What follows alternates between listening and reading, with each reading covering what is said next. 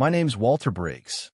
I'm 68, a retired Air Force mechanic, and I've got a house on Maple Drive that once took third place in a lawn flamingo competition, mostly by accident. I've seen dictators topple, transmissions blow up mid-flight, and I even landed a Cessna once after the pilot sneezed himself unconscious. But nothing, and I mean nothing, prepared me for Karen Davenport, the HOA president who thought my front porch was a war crime. It all started with a flag. Not some fancy, fringe number, just a clean, solid American flag I'd picked up at the base exchange 20 years ago. I hung it from a pole by my porch light, flanked it with a little wooden sign that said, "Land of the free because of the brave," and rolled out a stone eagle I'd snagged from a yard sale. My granddaughter Emma came over with chalk and drew a Statue of Liberty on my driveway, complete with sparkles in her crown and USA under her feet. It was beautiful. It felt like home. Then came the screeching. At 9:07 a.m. sharp, Karen marched across the street, her power-walking shoes clacking on the concrete like she was auditioning for a tap dance villain. She clutched a clipboard tighter than a preacher grips a Bible and planted herself on my lawn. "This is an HOA-controlled neighborhood, Mr. Briggs," she barked. "Your display is in violation of Article 12, Section B." I blinked at her. "You memorized the whole charter?" "It's my duty as president," she snapped, her lips so tight I thought she might swallow her own face. She handed me a violation notice, crisp, pre-printed, already signed, and pointed at my flag like it had insulted her grandma. "This level of patriotic decor is unapproved and excessive. Excessive patriotism a crime now." I tilted my head. "Who's it aggressing? Canada?" She didn't laugh. Karen doesn't laugh. She just narrowed her eyes and spotted Emma's chalk drawing. "That's political imagery," she gasped like my 8-year-old had scrawled a manifesto. She whipped out her phone, snapping pictures of the flag, the chalk, even me standing there in my old Air Force cap. "This will be brought up at the next board meeting. Expect a citation and fine within 72 hours. I took the notice, smiled, and pinned it to my front door under a wind chime shaped like a bald eagle. That chime's never caused trouble before, but now, according to Karen, its little metallic screeches were oral harassment triggering her dog. I didn't even know she had a dog. That night, I couldn't sleep. It wasn't the fine. I've paid worse to parking meters in downtown Chicago. It was the principle. I'd served my country, paid my taxes, shoveled snow for 3 neighbors last winter without being asked, and now I was facing penalties for a flag. I sat on my porch with some sweet tea, staring at the stars, and a mural of red, white, and blue started forming in my head. The next day, Karen upped the ante. She sent an HOA-wide email blast with photos of my house labeled "Examples of Non-Compliant Visual Disruption." Bullet points, people. She had a passion for passive-aggressive formatting. She claimed my porch was setting a precedent for ideological expression that could lead to social decay. Bob from 2 doors down replied with a meme of George Washington dabbing. I printed it and taped it to my mailbox. Neighbors started whispering. Some corner me in the grocery store parking lot. "We support you, Walt, but we don't want her targeting us next." Others eyed my house like it was half monument, half war crime. Then Emma came by after school and asked, "Grandpa, why does she hate America?" That broke my heart. How do you tell an 8-year-old that some folks use power like a sledgehammer instead of a paintbrush? I called Dale Hennessy, an old Navy buddy who owns an airbrush van and paints motorcycles for a living. "You got a handlebar mustache and zero fear." "Dale," I said, "I want people to hear freedom when they look at my garage." He laughed like he'd been waiting his whole life for this. The plan? Over Memorial Day weekend, we'd paint a mural so big, so majestic, stars, stripes, and righteous bald eagles, that even the heavens would salute. And if my calculations were right, it might just accidentally spill on a Karen side of our shared duplex wall. Memorial Day rolled in hotter than a furnace in July.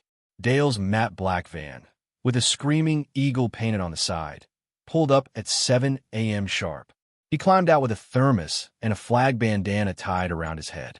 His nephew Zach, a tattooed 20-something who looked like he could bench press a truck, followed with spray guns and speakers blaring classic rock. I offered coffee. Dale waved it off. This ain't time for caffeine, Walt. This is time for glory. We turned my house into a live show. Day 1, a star-streaked sky across the whole side. Day 2, Mount Rushmore's presidents rising through silver mist, an eagle with liberty for all in its talons, and a flag wrapping the windows. Day 3, soldiers saluting from every era of American history. It was stunning, so patriotic it made a Vietnam vet cry and a teenager drop his phone for 10 seconds straight. Then Karen showed up, barreling across the street in a visor and capri pants, heels clicking like she was headed to court. "This is vandalism," she screamed. "A visual assault." Dale grinned from the ladder. "Ma'am, you want a flower crown on Lincoln or nah?" Her jaw dropped as she spotted the 6-inch strip of flag that had bled onto her beige siding. "You painted my house. It's freedom running wild," Dale called back. "Knows no bounds." "I tried to be reasonable," I said. "It's barely a foot. We can fade it out, or paint a bald eagle holding a daisy. Make it friendly." She turned purple, actual purple, and stormed off, yelling about calling the police. 20 minutes later, 2 squad cars rolled up. Officer Ramirez, the younger cop, stared at the mural, hand on his chest. "Is that Washington riding a grizzly bear?" "Sure is," I said. "Zach's idea." Karen waved her phone, ranting about property lines and HOA rules.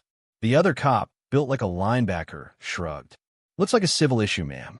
Not criminal, but it's violating policy." "Then talk to the HOA." "I am the HOA," Dale muttered, "and we are the revolution." The crowd laughed. The cop smiled. Karen screamed. Her yappy poodle ran out and peed on Thomas Jefferson's painted foot. The block roared. Opening day, if you can call a permitless Saturday afternoon an opening, was chaos in the best way. Kids ran screaming through the corn, parents snapped selfies by the Scarecrow archway, and some guy brought a drone to film it from above. It looked glorious, golden rose spiraling like a fantasy novel cover. A 7-year-old tugged my sleeve and whispered, "This is better than Disneyland." I almost cried, not because I believed him, but because I'd just beaten a billion-dollar empire with stubbornness and homegrown corn. Then the HOA showed up. Marge rolled in during peak traffic, beige suit crisp, bylaws rolled up like the Constitution. She didn't buy a ticket, just stood at the entrance, arms crossed, face sour enough to curdle milk. I waved cheerfully.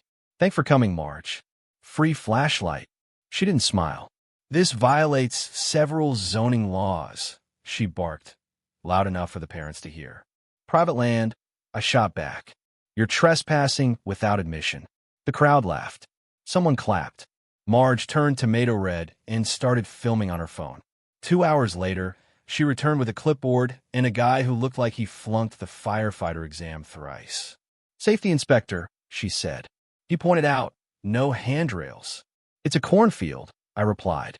"No elevators, escalators, or valet parking either." A woman in the crowd chimed in. "Got a badge? Or is this another HOA stunt?"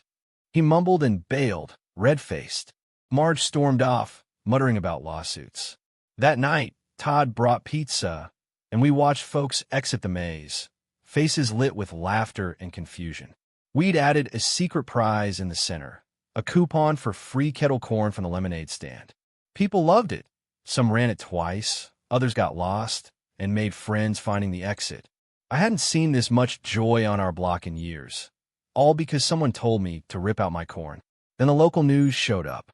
A TikTok of the maze hit 100,000 views, and a reporter begged for an interview. "Make it to the center without your phone," I said.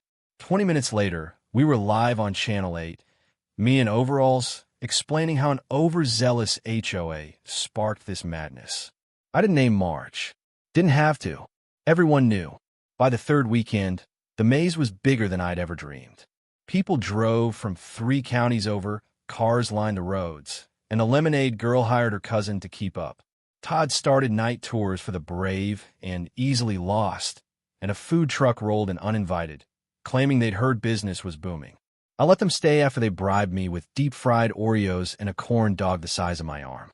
But all that attention meant more eyes, and those eyes belonged to Marge Pilsner, now teetering between fury and a nervous breakdown.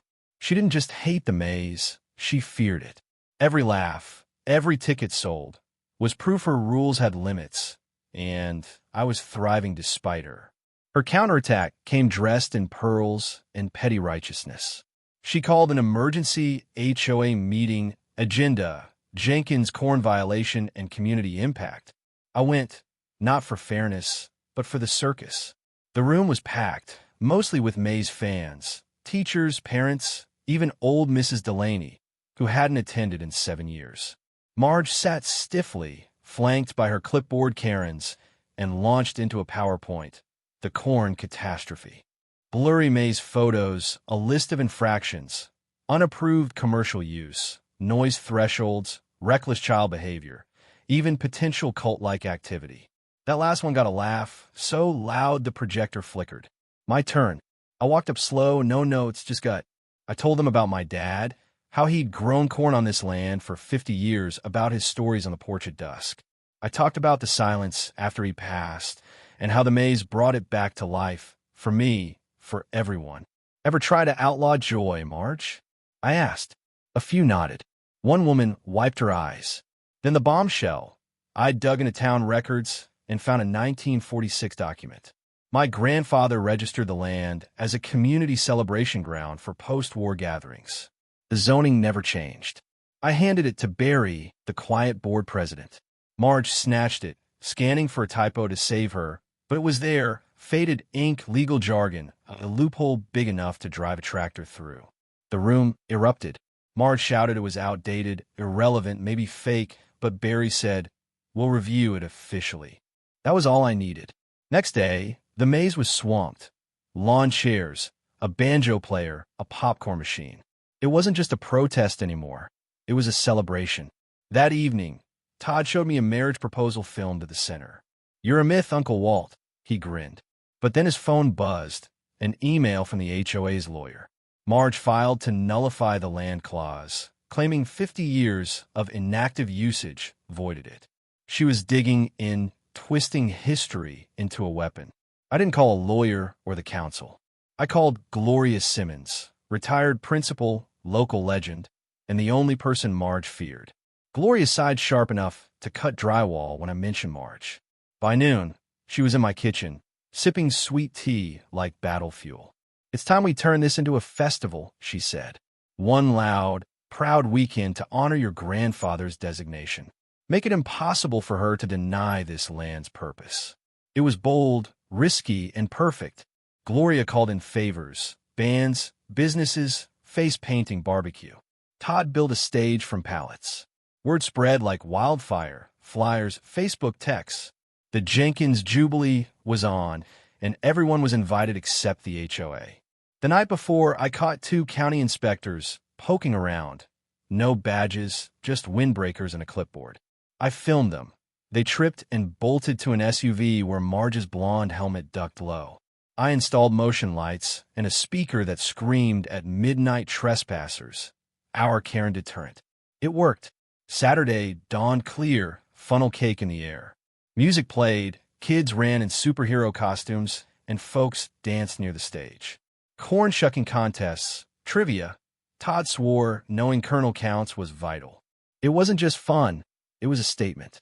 People needed this. Marge showed up at noon, dragging a folding chair and zoning codes. She sat fuming, scribbling, then handed me a hearing notice. "Next week, zoning violations and unauthorized events," she smirked. "Thanks," I said, wiping pork sandwich hands. "Grab a corn dog on your way out." She stormed off, heels sinking. That night, the mayor wandered an unofficial, walked the maze with his grandkids, and told me, "Keep going, Walt. This is special."